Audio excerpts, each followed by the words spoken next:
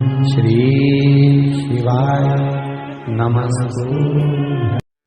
और सुंदर चरित्र कहा, लक्ष्मी आती ही नहीं, बहुत कष्ट है, जमीन जायदाद पड़ी बिक नहीं रही, तो एक काम करना, इतना दुख अगर आपके जीवन में है, त्रयोदशी तिथि आए, कोई सा भी हो, सोमवार रविवार मंगल बुध, कोई सी भी त्रयोदशी प्रदोष, कोई सी भी प्रदोष तिथि आए, उस दिन तुलसी की लकड़ी, पहले से तुलसी आपके घर में अगर सूखी हो, तुलसी सूख गई हो, तो उसकी जो लकड़ी होती है, उस लकड़ी का 7 लकड़ी का बंडल बनाकर दीप बना लो।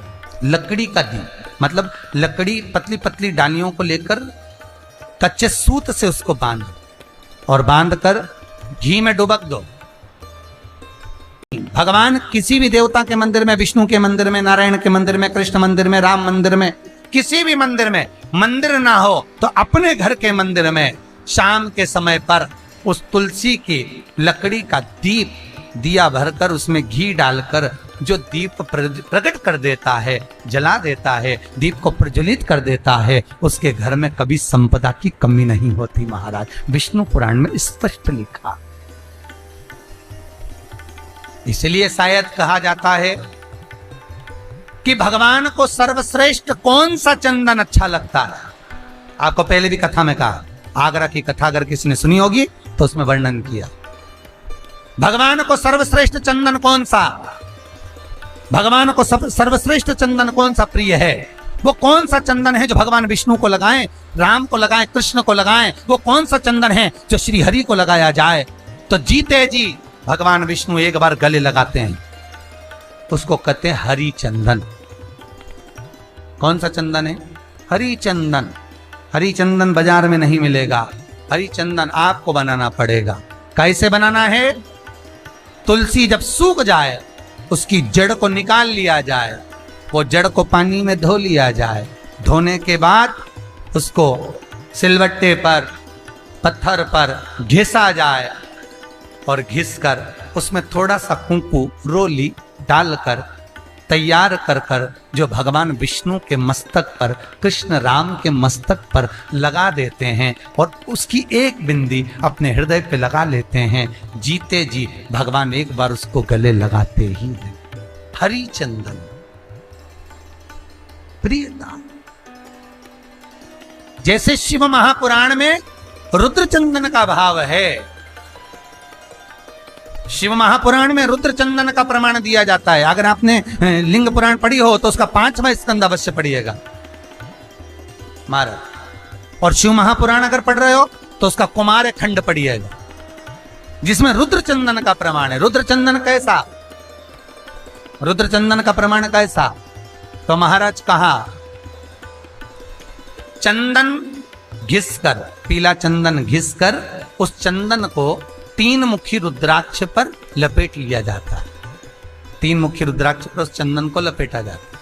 लपेटोगे उसके बाद उसको ऐसा गोल करोगे तो एकदम चिकना हो जाए, एकदम चिकना, ठीक है, एकदम चिकना हो। और उस चंदन को आप शिवरात्रि के दिन, और कोई से भी महीने की शिवरात्रि, किसी भी महीने की हो, सब फलदायी होती है। अगर आप पंचांग में देखेंगे तो शिवरात्रि लिखी हुई आती है, हर महीने शिवरात्रि पड़ती है। किसी भी महीने की शिवरात्रि पर रुद्र चंदन अर्थात जो चंदन का आपने 3 मुखी रुद्राक्ष में लेपन करा है, उसका गोला बनाया है, वो चंदन अच्छा मोटा मोटा कर लेना, अच्छा बढ़िया, ऐसा नहीं कि थोड़ा बहुत ही लगाओ, पूरा रुद्राक्ष दिखना नहीं चाहिए, पूरा लपेट कर उसको शंकर के शिवलिंग पर ले जाकर रख दीजिए और फिर धीरे धीरे शंकर भगवान का जल अभिषेक करना प्रारंभ कर दीजिए। वो चंदन पूरा धीरे धीरे शंकर के शिवलिंग पर डलना चाहिए। शंकर के मूल मंत्र श्री शिवाय नमस्तुभ्यम का जाप करिए। यह कहलाता है रुद्र चंदन। इस चंदन के अभिषेक से महाराज जो काम नहीं होता आप कर कर उस कार्य को प्राप्त कर सकते, सिद्ध कर सकते। रुद्र चंदन, हरि चंदन, रुद्र चंदन, ये वो चंदन है जो जीवन का सुख प्रदान करने वाले, हरि तत्व देने। श्री शिवाय नमस्तुभ्यम। हर हर महादेव। दर्शकों, मेरे चैनल सत्य स्टोरी में आप सभी का स्वागत है। इस वीडियो में महाराज जी ने 3 मुख्य रूप से उपाय बताए हैं, जिसमें उन्होंने तुलसी की 7 लकड़ी का उपयोग करके विष्णु जी की शाम के समय घर में आरती करने का उपाय बताया है। दूसरा, उन्होंने हरी चंदन कैसे बनाना है इसके बारे में बताया है। और तीसरा उपाय, उन्होंने शिवलिंग पर रुद्र अभिषेक कैसे किया जाता है, रुद्र चंदन कैसे बनाया जाता है, इसके बारे में बताया है। ऐसे ही उपायों के लिए आप मेरे चैनल पर बने रहें और मुझे सब्सक्राइब और लाइक करें। कमेंट में हर हर महादेव जरूर लिखें। हरि चंदन, रुद्र चंदन, ये वो चंदन है जो जीवन का सुख प्रदान करने वाले, हरि तत्व देना। रुद्र चंदन कितना सुंदर कहा है। पीपल की परिक्रमा करो, चाहे आंवले की परिक्रमा करो।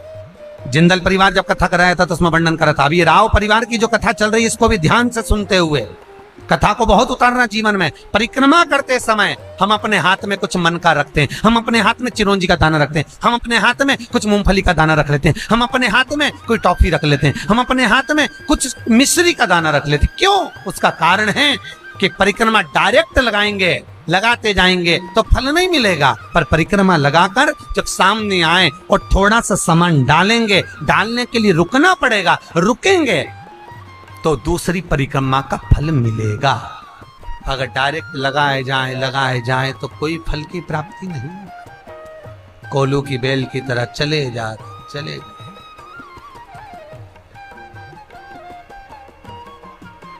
चले। मेरा एक निवेदन हमेशा रहा है, आज फिर करूंगा निवेदन कि किसी तीर्थ में जब जाएं, काशी में पहुंच रहे हैं, विश्वनाथ की नगरी में जाना है, काशी जा रहे हैं, उज्जैनी जा रहे हैं, महाकाल का दर्शन करना है, ओमकारेश्वर जा रहे हैं, ओमकार का दर्शन करना है,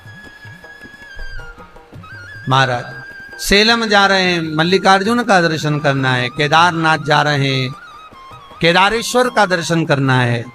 मेरा उनसे निवेदन है, जो गोवर्धन नाथ जी की परिक्रमा करने भी जाते हैं उनसे भी कहूंगा, जो काशी जाते हैं उनसे भी कहूंगा, नाथ दरबार जाते हैं उनसे भी कहूंगा कि रात को ट्रेन में बैठे, सुबेरे उतरे, दर्शन कला, गोवर्धन नाथ जी की परिक्रमा करी और तुरंत ट्रेन में बैठे और भग कर अपने घर आ गए। ऐसे दर्शन से कोई फल नहीं है। कुछ देर जाकर भगवान के पास बैठकर उनसे बात तो करो। विश्वनाथ, आपने बुलाया, बहुत दिनों के बाद बुलाया, बाबा बहुत याद आती है आपकी, आप कृपा करा करो, इतना धन इतना वैभव देना मेरे विश्वनाथ कि मैं दर्शन करने आ जाऊं। हे गोवर्धन नाथ, कई लोग गिरिराज जी की परिक्रमा करने जाते हैं, गोवर्धन नाथ जी की परिक्रमा करने जाते हैं, बिल्कुल खड़ी परिक्रमा, मैं कुछ खाऊंगा नहीं, मैं कहीं बैठूंगा नहीं, चले जा रहे, हांपड़ी भरा रही, पर शरीर थक रहा, पसीना बह रहा, चले जा रहे। भगवान खुद बच्चे का रूप रखकर उसके पास में आ रहे, पानी पी लो, भंडारा खोल रखा है, टेबल पे पूरी सब्जी बट रही, कुछ खा लो, बुला कर कह रहे हाथ जोड़ के खा लो। क्यों? क्योंकि भगवान कह रहे इसे कोलू की बेल की तरह परिक्रमा मत लगा, मेरे पास आया है, कुछ देर बैठ तो सही। तुम्हारे यहाँ कोई मेहमान आया, बहुत दूर से आया और दरवाजे पर आया और 5 मिनट मिला, और जीजी कैसी हो? बढ़िया, आनंद में, बच जा रहा हूँ, और वो तो बुझ जाए तो बुरा तो लगेगा। आया का मुंडा दिखाने आया था क्या?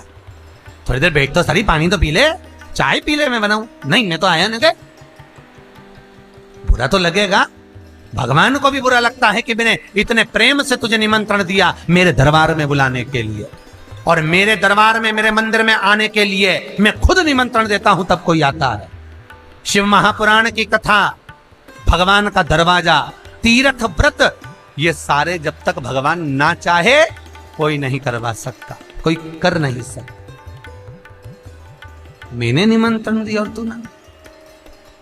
कुछ देर बैठकर उससे निगाहें तो मिलाओ, कुछ देर बैठकर उसके पास जाओ तो सही।